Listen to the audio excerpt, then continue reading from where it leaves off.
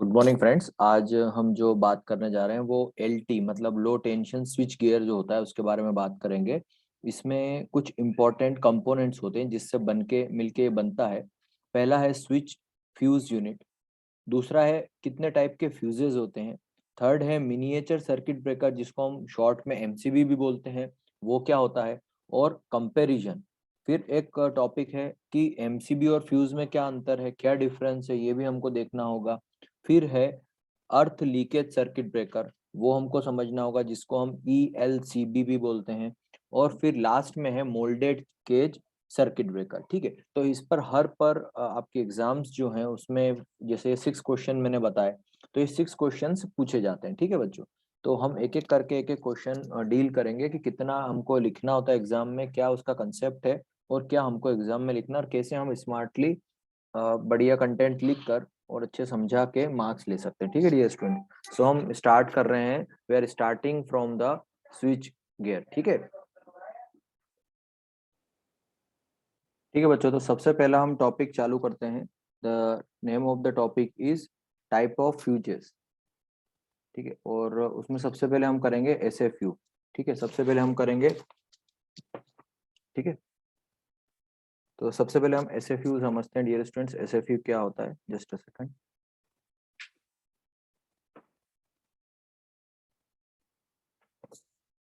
Just a second. SFU समझते हैं सबसे पहले, व्हाट इज SFU। ठीक है, तो देखिए इसके लिए सबसे पहले आपको सर्किट बनाना होगा डियर स्टूडेंट्स। सर्किट बनाने के लिए सबसे पहले आपको यहाँ पर लगाना होगा प्यारे बच्चों, इस तरह से आपको एक AC सिंगल फेज लोड लगाना होगा। AC, ठीक है, single phase, AC single phase,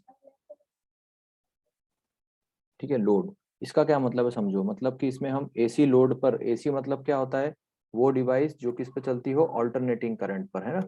जो ऑल्टरनेटिंग करंट पे चलेंगे उसको हम क्या बोलेंगे डियर स्टूडेंट्स, AC। ठीक है, और जो डायरेक्ट करंट पे डिवाइस चलती है उसको हम क्या बोलेंगे, DC। तो कुछ डिवाइसेस हैं जो केवल किससे बनती है डियर स्टूडेंट्स, AC पर चलने के लिए बनती है, उसको हम क्या बोलेंगे, AC सिंगल फेज लोड। ठीक है, लोड मतलब जैसे कि फैन होता है वो आपका लोड होता है। ठीक है, जो बल्ब होता है वो आपका लोड होता है। ठीक है, जो भी इलेक्ट्रिसिटी कंज्यूम करता है उसको हम क्या बोलते हैं, लोड। ठीक है, अब इसके पहले डियर स्टूडेंट्स यहाँ पर लगेगा एक स्विच। ठीक है, यहाँ पर एक लग गया स्विच। ठीक है, और स्विच लगने के पहले एक यहाँ पर हम इस तरह से इसको एक फेज और न्यूट्रल देते हैं। ठीक है, तो ये स्विच लगा, नीचे हमने एक न्यूट्रल वायर कनेक्ट करा, इसको हम बोलते हैं न्यूट्रल। ठीक है, और इस न्यूट्रल के पहले हम यहाँ पर देते हैं फेज, तो इसको फेज को हम P बोलते हैं। ठीक है, और फिर हम इसमें फ्यूज कनेक्ट करते हैं जिस पर ये क्वेश्चन बेस्ड है। ठीक है डियर स्टूडेंट्स, तो इस तरह से हमको ये फ्यूज बनाना होता है। I hope you are getting. ठीक है, तो अगर आपको एक क्वेश्चन आता है, ठीक है, तो क्वेश्चन आएगा आपको स्विच फ्यूज यूनिट SFU। ठीक है, तो इस वाले में आपको क्या बताना है, सबसे पहले AC लोड बना देना है, ये फेज ये न्यूट्रल, और जहां भी हम सप्लाई देते हैं तो वो सिंगल फेज सप्लाई होती है। ठीक है, तो इसको क्या बोलेंगे हम, single phase, single phase AC supply. ठीक है, यहाँ तक समझ में आया शायद। ठीक है, तो ये हो गया dear student single phase AC supply, इसको बोलते हैं हम फ्यूज। ठीक है, मैं इसको अच्छे से बना देता हूँ अलग से भी, तो आपको समझ में आएगा कि फ्यूज कैसा होता है। ऐसा दो वायर लेने हैं आपको डियर स्टूडेंट्स, फिर उसको इस तरह से और इस तरह से कनेक्ट करना है। ठीक है, ये होता है आपका फ्यूज। ठीक है ठीक है, चलिए तो फिर आगे चलते हैं डियर स्टूडेंट्स, है ना। चलिए, इतना आप बना देंगे। ठीक है, और हाँ ठीक है, इसको हम क्या बोलते हैं, कनेक्शन डायग्राम, इसको बोलेंगे हम कनेक्शन, है ना, इसको बोलेंगे हम connection diagram of single phase, connection diagram of single phase SFU। समझ में आया आपको यहाँ तक। ठीक है, तो अब इसकी वर्किंग में हमको कुछ लिखना भी पड़ेगा थ्योरी में, है ना, तो मैं बताता हूँ आपको क्या लिखेंगे डियर स्टूडेंट्स हम।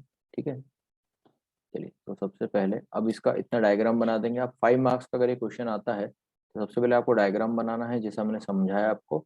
उसके बाद फिर आपको यहाँ पर इसकी वर्किंग लिखनी है। ठीक है, तो वर्किंग में क्या लिखना है डियर स्टूडेंट बता देता हूँ मैं आपको।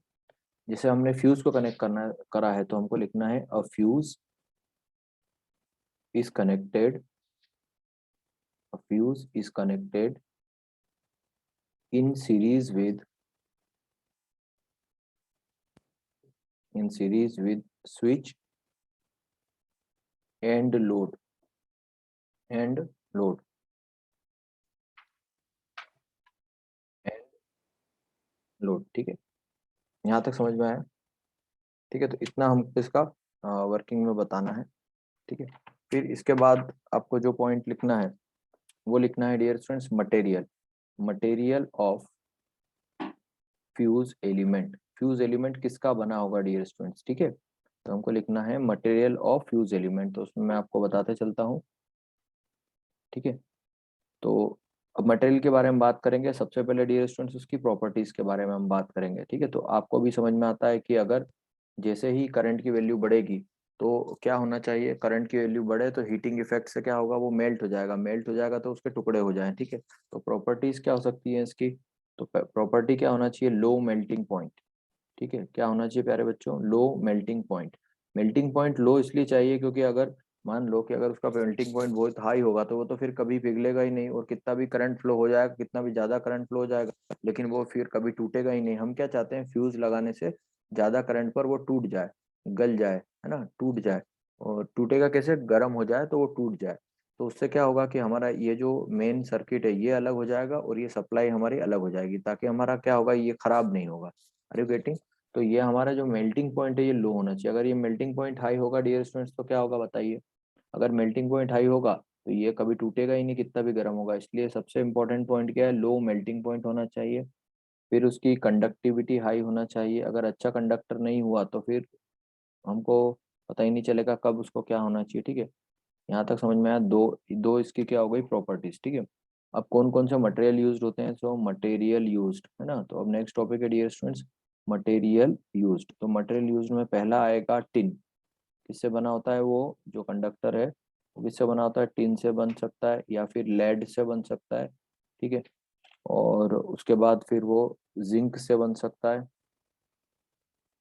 ठीक है। फिर कॉपर से बन सकता है, एल्यूमिनियम से बन सकता है। आई होप यहाँ तक आपको क्लियर होगा, ठीक है। आई होप ये आप सबको क्लियर होगा, ठीक है। तो चलिए अब आगे चलते हैं डियर स्टूडेंट्स, एडवांटेजेस क्या होते हैं इसके और डिसएडवांटेजेस क्या होते हैं, ठीक है। चलिए, तो just a second.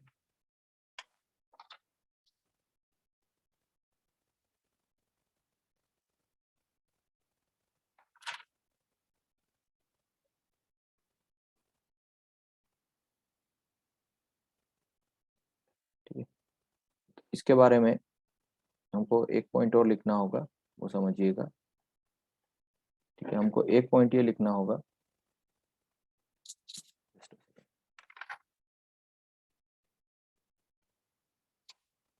The fuse is used for protection, the fuse is used for protection of loads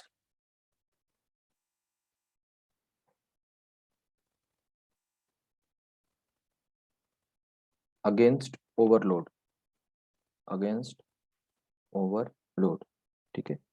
और किसके लिए यूज होता है, एंड शॉर्ट सर्किट, दो चीजों के लिए ये फ्यूज यूज होता है। The fuse is used for protection of load against overload and short circuit, ठीक है। और आप ये तो बता देंगे कि it is always connected in series, है ना। नाउ इसके बाद आपको लिखना है, अगर फॉल्ट आता है, if fault occurs, if fault occurs, an excessive current,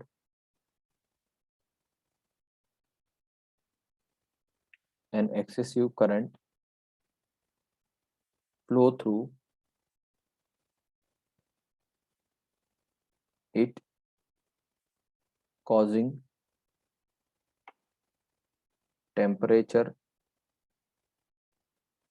causing temperature rise, due to which fuse element, due to which fuse element will melt and open the circuit, thereby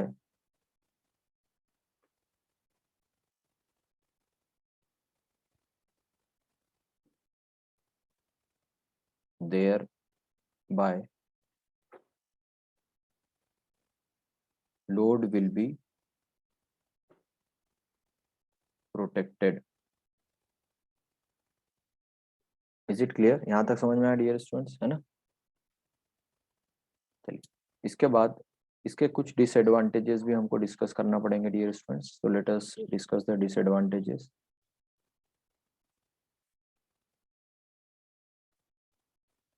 तो इस फ्यूज के disadvantages क्या हैं? तो लिखते हैं हम disadvantages of electrical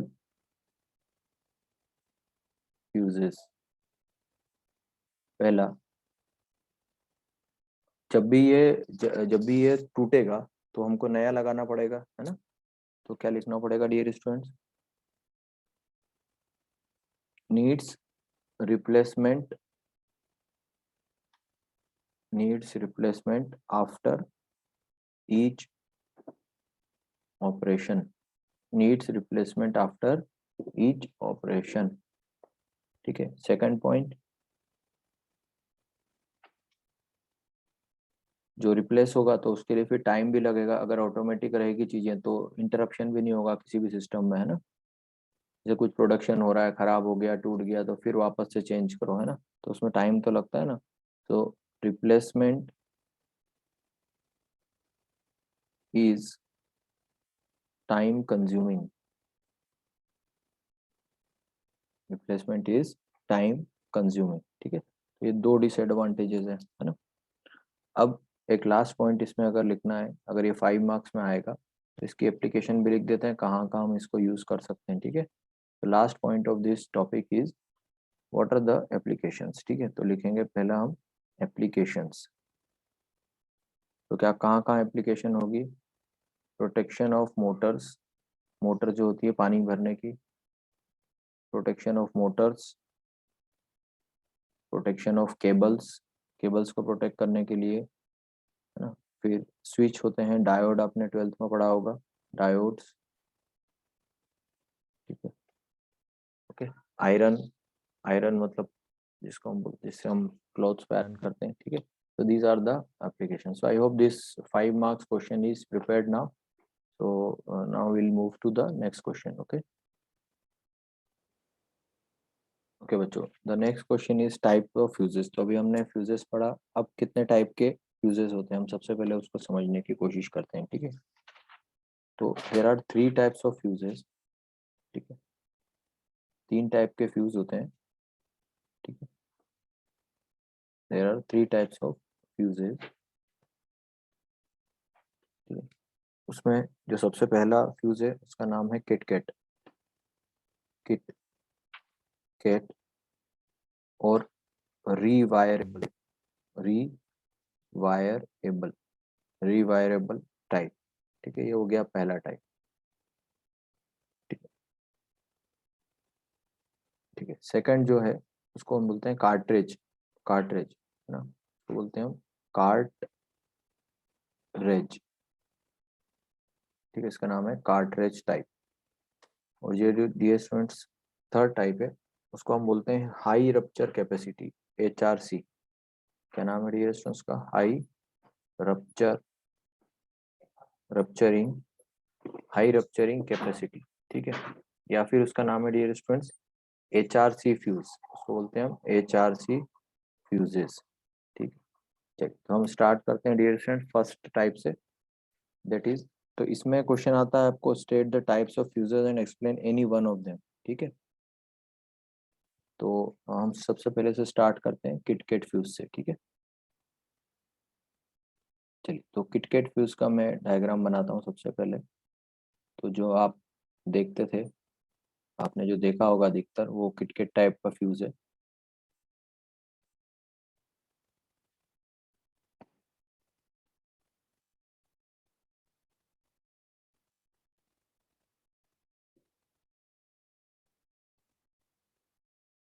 ठीक है, इस टाइप का आपने फ्यूज देखा होगा बच्चों अधिकतर जगह पर। ठीक है, यही होता है आपका किटकैट फ्यूज। तो ये किसका बना होता है? पोरीसेलिन का। ठीक है, तो इसको हम बोलते हैं पोरसिलिन। पोर्सिलेन बेस, ठीक है। और ये किसका बना होता है डियर स्टूडेंट्स? तो ये बना होता है मेटल का, तो इसको बोलते हैं हम मेटल कैप, ठीक है। Is it clear? इसको बोलते हैं किटकैट, ठीक है। चलिए, तो ये हमारा हो गया किटकैट फ्यूज।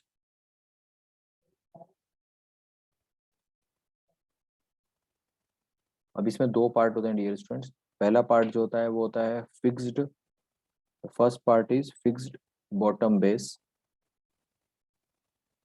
पहला जो पार्ट होता है वो होता है फिक्स्ड बॉटम बेस, ठीक है।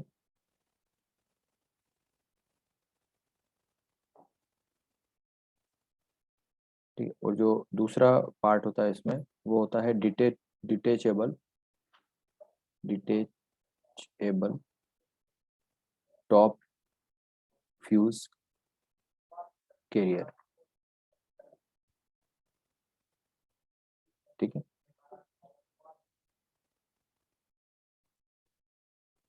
अब जो भी है सिस्टम इसके बीच में होता है, ठीक है। तो इसमें क्या होता है कि एक वायर रखा होता है इसके अंदर, ठीक है, डिटेचेबल के अंदर, ठीक है। तो इसको हम इस तरह इसमें से एक वायर होता है डिटेचेबल, मतलब इसमें से हम निकाल सकते हैं। जैसे यहाँ पे हमने इसको स्क्रू कर दिया, ठीक है। अब यहाँ से हम ये वायर को निकाल सकते हैं, ठीक है। और ये इस तरह से बॉक्स में बंद रहता है, ठीक है। तो यहाँ से इसको वायर को निकाल सकते हैं, इसलिए इसका नाम है डिटेचेबल टॉप फ्यूज करियर, ठीक है। तो इसको हम इस तरह लिखेंगे, a fuse carrier, sorry, a fuse wire is screwed to bottom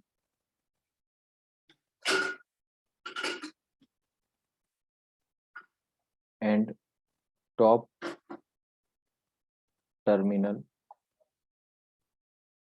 of fuse career,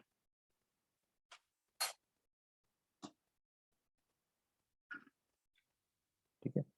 अब इतना हमको लिखना है, उसके बाद हमको इसमें इसके एडवांटेजेस बताने हैं। तो इसका लिखना है हमको एडवांटेज। तो इसका पहला एडवांटेज है, सबसे एडवांटेज है कि ये सिंपल कंस्ट्रक्शन होता है इसका।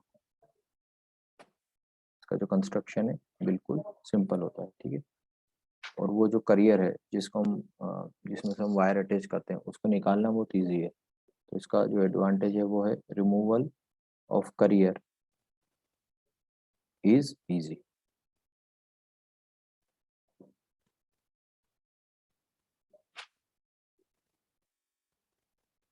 ठीक है। और इसका एक डिसएडवांटेज भी है, वो भी हम देख लेते हैं। तो इसका जो डियर स्टूडेंट डिसएडवांटेज है वो हम देख लेते हैं। तो इसका डिसएडवांटेज ये है, तो fuse wire gets deteriorated deteriorated due to corrosion. Corrosion के कारण क्या होता है, जो फ्यूज वायर है वो क्या हो जाता है, खराब हो जाता है। एंड पोल्यूटेड एटमॉस्फेयर,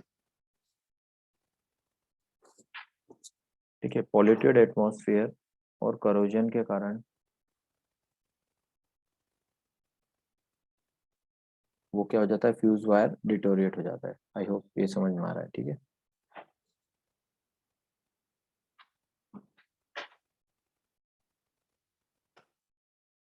ठीक है, तो ये दो डिसएडवांटेज है। ओके, नाउ ये कहाँ पर यूज होता है, ठीक है। तो ये वाला जो फ्यूज है ये अधिकतर यूज होता है, एप्लीकेशंस इसकी कहाँ पर है। तो इसकी एप्लीकेशंस होती हैं डियर स्टूडेंट सबसे ज्यादा प्रोटेक्शन ऑफ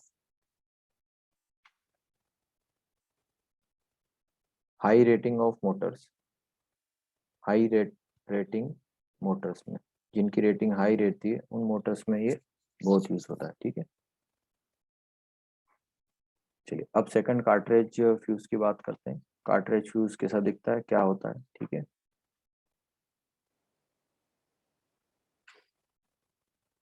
सेकंड टाइप का है डियर स्टूडेंट्स फ्यूज, उसका नाम है कार्ट्रिज। कार्ट्रिज, ठीक है। इसमें क्या होता है, सबसे पहले मैं आपको इसका एक सिलेंडर हमको बनाना होगा इस तरह से, ठीक है, just like this we have to make a cylinder like this, ठीक है। फिर उसमें इस तरह से, ठीक,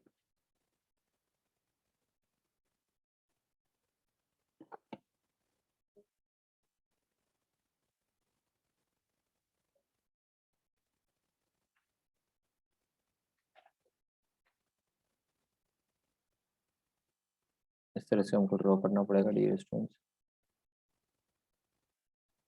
ठीक। चल, ये किसका बना होता है, ये पोर्सिलेन की बॉडी का बना होता है, ठीक है। So it is made up of porcelain, porcelain body, ठीक है ना। कार्ट्रिज फ्यूज में क्या होगा वो समझा देता हूँ मैं आपको। इसका जो फ्यूज होता है, जैसे फ्यूज वायर जिसको बोलते हैं ना, तो वो जो फ्यूज वायर वो किसके अंदर है, is enclosed in insulating porcelain. So the fuse wire is, fuse unit पूरी is enclosed, in insulating, is enclosed in insulating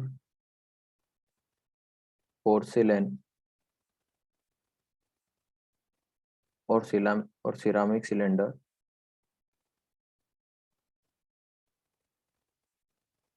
और ceramic cylindrical tube, ठीक है। इसका क्या मतलब है कि जो फ्यूज यूनिट है उसको हमने इस सिलेंडर के बीच में रखा हुआ है, और ये जो सिलेंडर है किससे बना हुआ है, पोर्सिलिन से बना हुआ है, ठीक है। ये क्लियर है।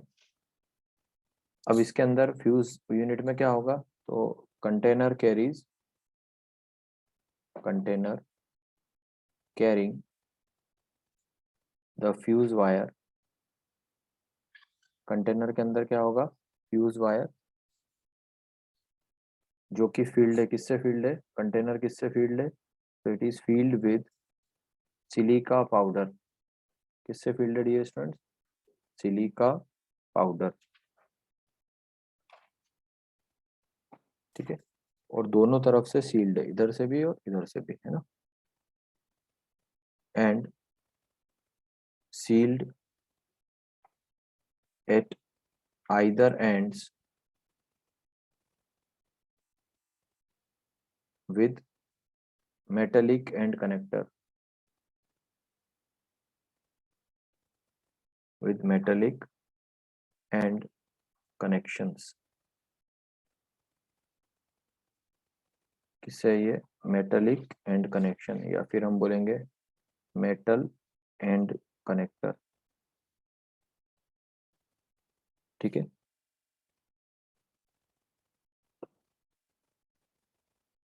और इसका कनेक्शन कैसा होता है, ठीक है। अब यहाँ पर पहले एक पाउडर की बात होगी कि पाउडर क्यों लगाया है, तो उसकी बात बता देता हूँ मैं आपको। वाई पाउडर इज देयर, तो पाउडर प्रोवाइड्स, पाउडर क्या करता है, powder provides insulating path, insulating मतलब होता है कि किसी से कंडक्शन नहीं होगा उसका, insulating path for fuse wire, ठीक है। फ्यूज वायर के लिए वो क्या क्या प्रोवाइड करेगा, इंसुलेटिंग पाथ, ठीक है। और क्या करेगा, आर्क को एब्जॉर्ब कर लेगा, so absorbs the arc, absorbs the arc, कब होगा आर्क बताओ, at time of blowing of fuse element, जब फ्यूज एलिमेंट क्या होगा बताओ, जब फ्यूज एलिमेंट जलेगा उस समय जो आर्क निकलेगा उसको क्या करेगा, ये एब्जॉर्ब कर लेगा, और किस लिए लगेगा, इंसुलेटिंग पाथ प्रोवाइड करने के लिए फ्यूज वायर को, ठीक है। तो ये दो काम है पाउडर के। और इसका जो कंस्ट्रक्शन होता है वो सिमिलर होता है, construction is similar to kitkat fuse, ठीक है, किटकैट फ्यूज। अब इसके एडवांटेज डिसएडवांटेज देख लेते हैं, क्या इसके एडवांटेजेस हैं और क्या इसके डिसएडवांटेजेस, ठीक है। सबसे पहले एडवांटेजेस देखेंगे, because it is enclosed at all the ends, enclosed at all the ends so no deterioration of, no टूट फूट नहीं हो पाएगी उसमें, no deterioration of fuse element, fuse element के साथ कुछ भी डिटोरिएट नहीं होगा। ठीक है, बहुत कॉम्पैक्ट होता है, इट इज वेरी कॉम्पैक्ट। ठीक है, वेरी कॉम्पैक्ट। ठीक है, और जो मेंटेनेंस होता है वो बाकियों से कम होता है, तो इट नीड्स नो मेंटेनेंस। ठीक है, अब इसके डिसएडवांटेजेस की बात कर लेते हैं डियर स्टूडेंट्स। तो इसकी जो कॉस्ट है वो हाई होती है, तो इट्स कॉस्ट इज हाई। अब जब वो फ्यूज ब्लो हो जाएगा, मतलब जल जाएगा, सो आफ्टर ब्लोइंग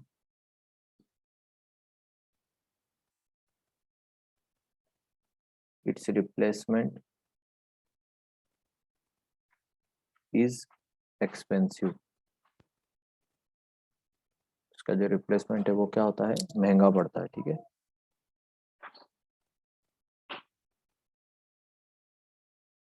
ठीक है, चलिए तो अब इसका एप्लीकेशंस की बात कर लेते हैं डियर स्टूडेंट्स। तो इसकी जो एप्लीकेशंस है उसकी बात करेंगे। तो ये अधिकतर यूज होता है स्मॉल सेमीकंडक्टर डिवाइसेस के लिए। It is use for protection of small semiconductor devices. Okay, अब नेक्स्ट लास्ट वाला जो टाइप है हम वो देखते हैं डियर स्टूडेंट्स, उसको बोलते हैं हम हाई रप्चरिंग कैपेसिटी। क्या बोलते हैं उसको, हाई रप्चरिंग कैपेसिटी और HRC फ्यूजेस।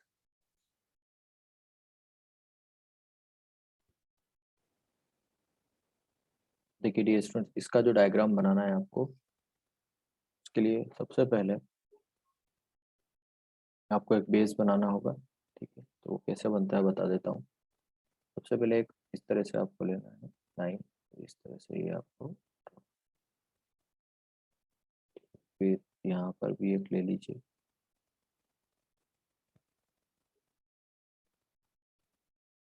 ठीक,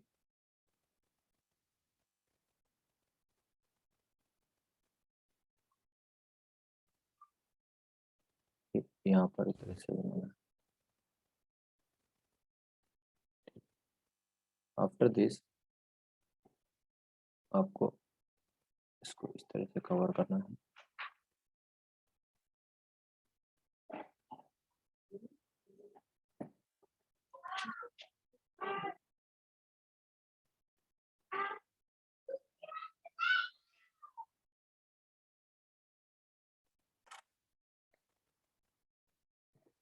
फिर आपको इस तरह से इसके ऊपर की लेयर लेनी है। ठीक है, और उसमें इस तरह से कर देना है।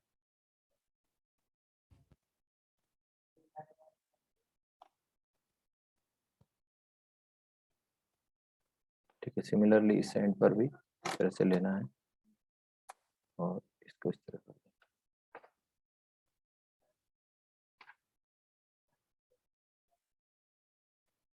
ठीक है, इतना करने के बाद डियर स्टूडेंट्स, इसके भी दो पार्ट होते हैं। ठीक है, तो सबसे पहले आपको यहाँ पर लेफ्ट साइड में, इसमें से लेफ्ट साइड में इस तरह से कर देना है और इधर से ऐसा कर देना। ठीक है, फिर इस तरह से इसको अटैच करके,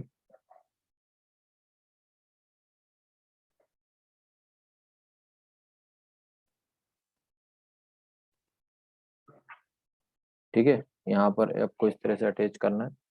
और ये जो है ये है फ्यूज एलिमेंट।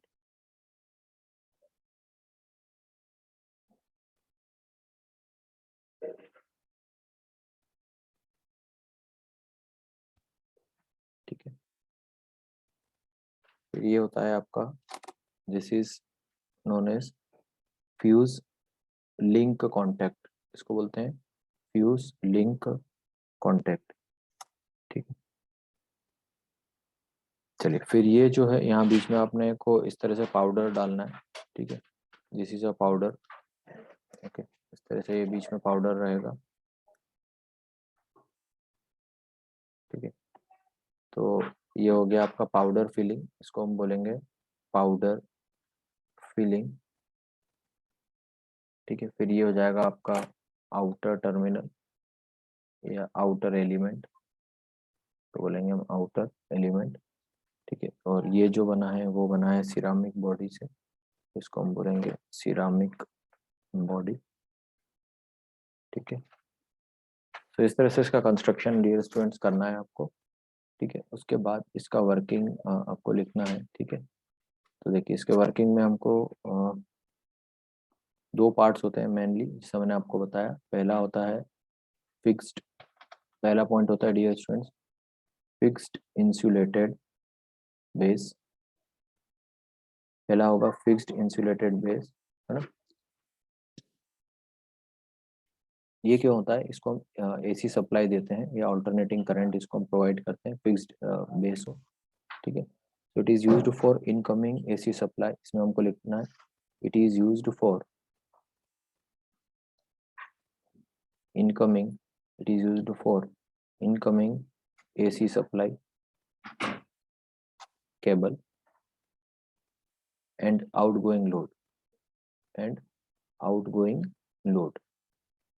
ठीक है, मतलब इनकमिंग सप्लाई के लिए और आउटगोइंग लोड, मतलब उन दोनों के बीच में ये लोड हुआ, जहाँ पर हमारा लोड जा रहा है वो यहाँ पर लोड लगा हुआ है ये, और ये हमारे इनकमिंग सप्लाई। ठीक है, इसके लिए यूज होता है क्या, फिक्स्ड इंसुलेटेड बेस। ठीक है, so it is used for incoming AC supply cable and the outgoing load cable terminal. ठीक है, नेक्स्ट है जो इसका पार्ट, उसका नाम है फ्यूज करियर। जो आपको पता है जिसमें हम फ्यूज को रखते हैं उसको हम बोलते हैं फ्यूज करियर। तो इसमें हमको लिखना है it consist of heat resistance ceramic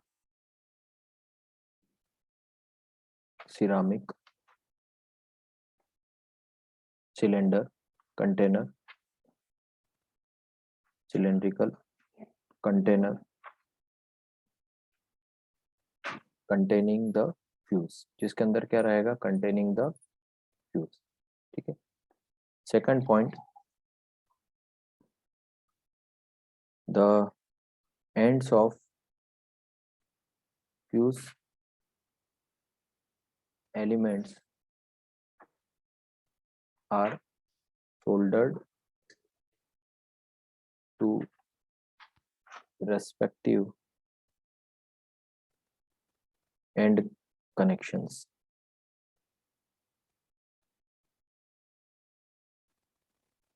Now the last point is, जैसा कि लगभग उसमें होता था कार्ट्रेज में, the powder is used absorbs arc, the powder absorbs the arc when wire blows up. ठीक है, now what are the advantages of this? This can clean high as well as low fault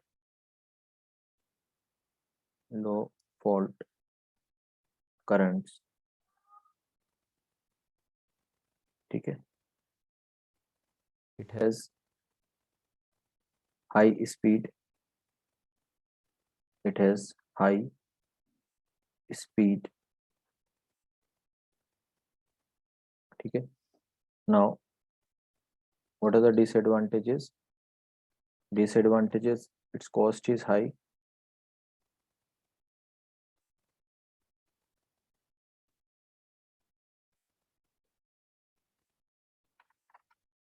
ठीक है। now what are the applications? So applications is, it is used for low voltage distribution system. कहाँ use होता है वह? Low voltage distribution systems. ठीक है, जो कि हमारे घर वगैरह होते हैं उसको बोलते हैं लो वोल्टेज डिस्ट्रीब्यूशन सिस्टम. ठीक है, चलिए, तो thank you. I hope you understood fuse and types of fuses. Okay, thank you.